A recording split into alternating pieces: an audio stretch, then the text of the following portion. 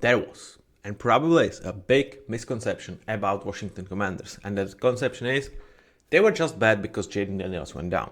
And yes, obviously, when one of the better QBs in the game went down, it takes wind out of you. But even prior to his injury, A, he was not playing as his 24 self, and B, the team just lacks some foundation, like some pieces, and they counted on a lot of veterans that are not necessarily panning out, like Marshall Latimore.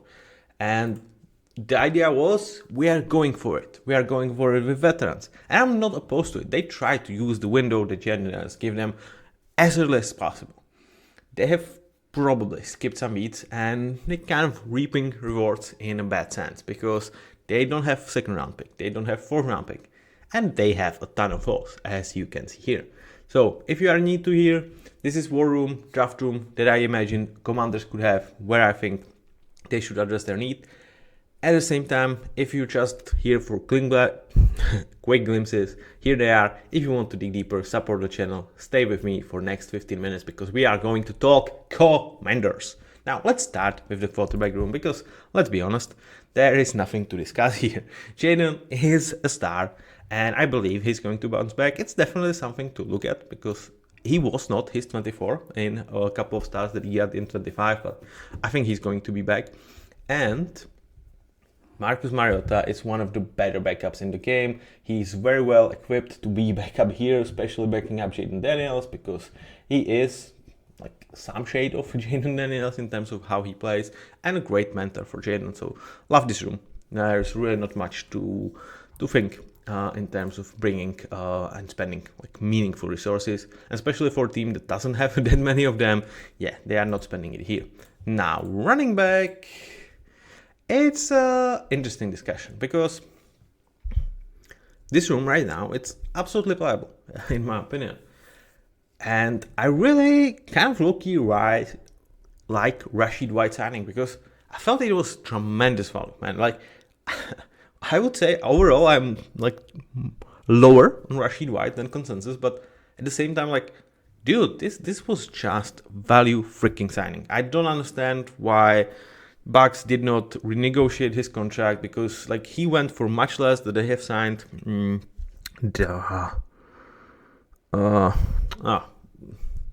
Okay, I cannot let this sip. The Kenneth Gainwell. Yeah, I got there before I actually opened it. I got there. They signed Kenneth Gainwell for much more than Rashid White gets, and I think Rashid White is straight up a better player and like great fit. So right now, Krosky Merritt and Rashid White, I think it's an absolutely fine backfield. You also have Jeremy McNichols and Jerome Ford, so it's fine.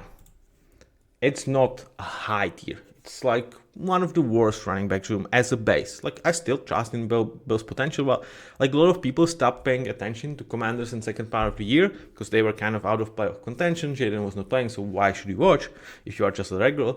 And Bill Krosky Merritt, after a tremendous start, he slowed down.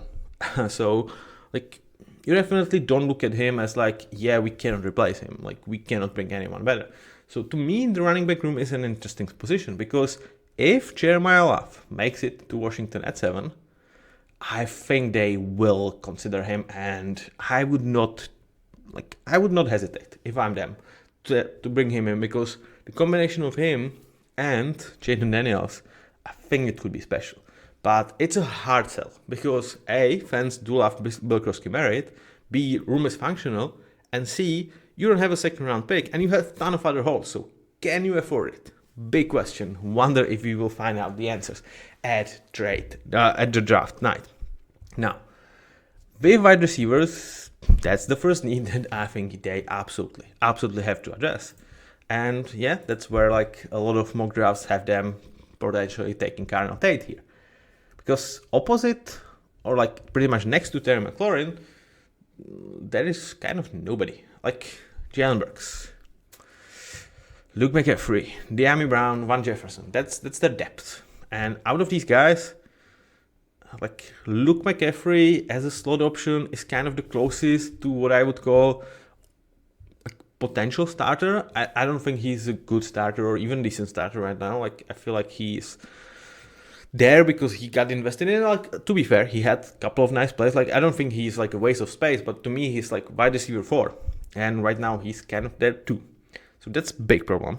And like, if I'm the defense, I'm just like, okay, well, let's double team Terry McLaurin and show me what else you can beat me with in terms of passing game. Because wide receivers, good luck winning one-on-one. So clear tier 1 need. With tight ends, I think they put themselves in a very good position where they don't need to invest here. Do I necessarily like Chico Congo signing? No. Ben Sinnott, I feel like was and is still a meaningful investment for a player that, like, they have spent what, second round pick on him, and you have John Bates. So it's like bedroom, but they clearly made their move with Okonkwo. They, I think, still want to get something out of Ben Sinnott, and in John Bates you have kind of your veteran piece. So I don't like that room. I don't think it's a room they will address in the draft. So that's where like these two could be true at the same time, especially without second and fourth round pick. Now, shifting towards offensive line, starting a tackle, which is in really good position. Laramie Tunsil, I think the trade worked out for both sides, both Houston and Commanders. He is great freaking tackle, protecting Jayden Daniels blind side, love it. On the other side, I was not necessarily happy with them drafting Josh Connell because I feel like on one side you are telling me we are all in, and on the other side you are taking a guy that could have been on the bench the first year. Like that was just not matching. That was my only criticism of Josh Connell's pick. But like now they will reap the rewards because they have their starting tackles. And with Brandon Coleman, which was like the second negative conversation on Josh Connell, it's like you have made investment there, and you just gave him 1 year and then you are done on him, which is like, okay, it was different management, like those things matter, but at the same time, like, was that necessarily the smartest pick? No, but for right now, it gives you clear right tackle starter, left tackle starter, and developmental option behind these guys. So it's absolutely soft enough. Interior of that O-line has Sam freaking Cosmi, one of the most underrated offensive linemen around the league. He's been doing his thing and being just great for, 6 years right now, 5 years. Really good. Much bigger question is a center, because they let go Tyler Biadasz, they cut him, and right now they are poised to start Nick Allegretti. They kind of have their reclamation Chiefs project, backup interior offensive linemen in Allegretti and Wiley there. And Chris Paul to start as the second guard. And it's like, it's functional. I would say it's functional. Like it might be a stretch, but it's functional. But when I was putting this together, Tyler Biadasz was still on the roster, or at least I counted on him. So when I put a tier 3 here, I counted on Tyler Biadasz being part of this. He's not there anymore. With that, it definitely jumps into tier 2 because like you may trust Chris Paul, you may like Nick Allegretti, you cannot tell me you are happy with them starting for you. Like that room, I would say, need at least one body. Even if we're talking depth, like even if you are like, okay, these guys are fine starters, you only have Andrew Wiley to be your depth there. Perhaps it's Brandon Goldman, like drifting inside, but that leaves you more vulnerable on tackle. Like Andrew Wiley can play there. Like they have two guys kind of like meshing, switching around. So if they don't address this, there is some thinking behind this. They are not dumb, obviously, but I would not be confident going into the season, especially when we are talking that these guys are supposed to protect your best asset or biggest asset in Jayden Daniels. Switching to their defense. Here are the two stats that you have on that offensive line. In terms of defense, they have also made a move, and it was Odafe Oweh. And, well, let's be honest, 4 years, $100 million is too freaking much. They have committed to him, and paying him, like, it's not starting edge money, like, it's not H1 money. Like, that's where I'm like, okay, it's a lot of money, but when you adjust this to, like, where cap hits are, what the contracts are, it's like, I would still not pay that much, but it's not that outrageous. It really isn't. Like, it's a lot. It's a freaking lot. It's not that outrageous. I think he's an absolutely fine H2. Now, who do they have next to him is a more interesting conversation. You have Dorrance Armstrong. There has been some rumors about him being potentially traded, but, whether he is, whether he isn't, like, is a swing. But even if he's not, like he's only on the hook for next year.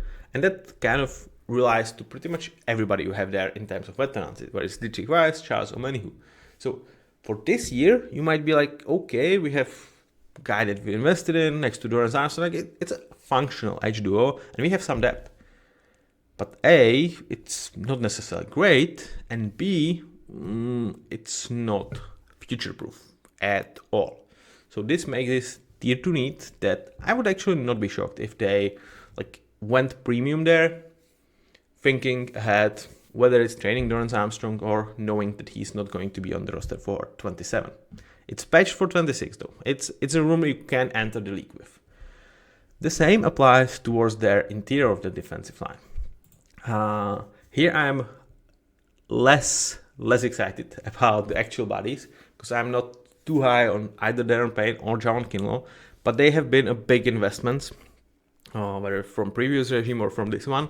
I don't think they are playing towards what their contract suggests, but neither is Jerry Newton towards what his draft status is. So you have kind of three guys that you've invested quite a lot, and they are not giving you results. So for 26, I think like you are going to let it play out. You have Tim Settle there as well, but thinking about 27 and going forward, like it's pretty much Jerry Newton that you are still kind of committed to because that's the fourth year of his rookie deal. Like for like what are you paying him? He's playing well. For you, what you have invested in him in terms of draft pick, not so much. So we are going with this, but it's time to start thinking about rejuvenating this room for 27 and onwards because it looks ugly. Like there is no clear starter, at least to me, for 27. You know, like Johnny Newton is going to be there. But like right now, if he's DT3, it's kind of like, yeah, that's kind of expected. Tim Settle, I think he's fine. He's also like DT3. Jamal Kinlaw, I think you have to cut him after this year. Like if you go with him with 17 million cap hit, I just don't understand the ball, I guess. And Darren Payne, I don't think you are resigning him. So right now, again, functional room. Thinking forward and trying to rejuvenate this team, a low tier 2 need. Switching to a position that I'm actually excited with the Washington because they have brought one of my favorite players from this year's free agency class, and that's Leo Chanel. Next to him, Frankie Louvu. I think they are going to create very, very interesting linebacker duo that I feel like they're going to be very fun to watch. And I do believe that Leo Chanel and Frankie Louvu make a lot of sense in terms of pairing. I would say Frankie is more of a missile that you need to, like, he's just going out there and like making plays. And Leo Chanel, I would say he's more solid against, like, especially in terms of run defense, like more steady build. And I think they are very good pairing. Behind them, you have Jordan McGee, Kane Madran. Like, there are some developmental options. Calling it a tier 3 need, in my opinion, because it's just like you just have made your investment, you have a patch together, and Jordan McGee, like maybe something in him as an LB3 and potentially LB2 of the future when Frankie Louvu leaves. Now, their secondary, that's a different beast.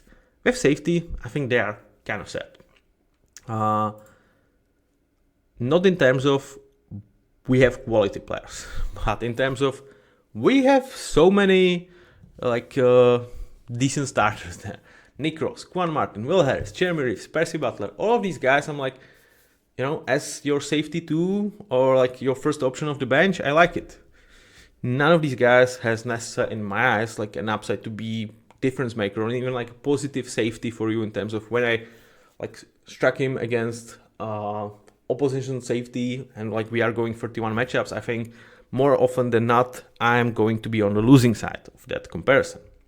At the same time, there is so many bodies that I just cannot seem to like grasp if they would invest in that room.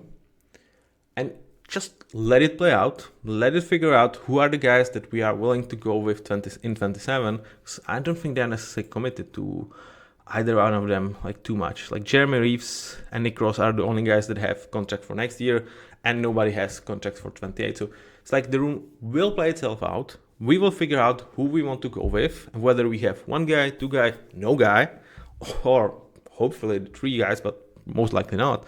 And then we will take a hard look at this in 27. But right now, I think it would be dumb to spend resources at safety.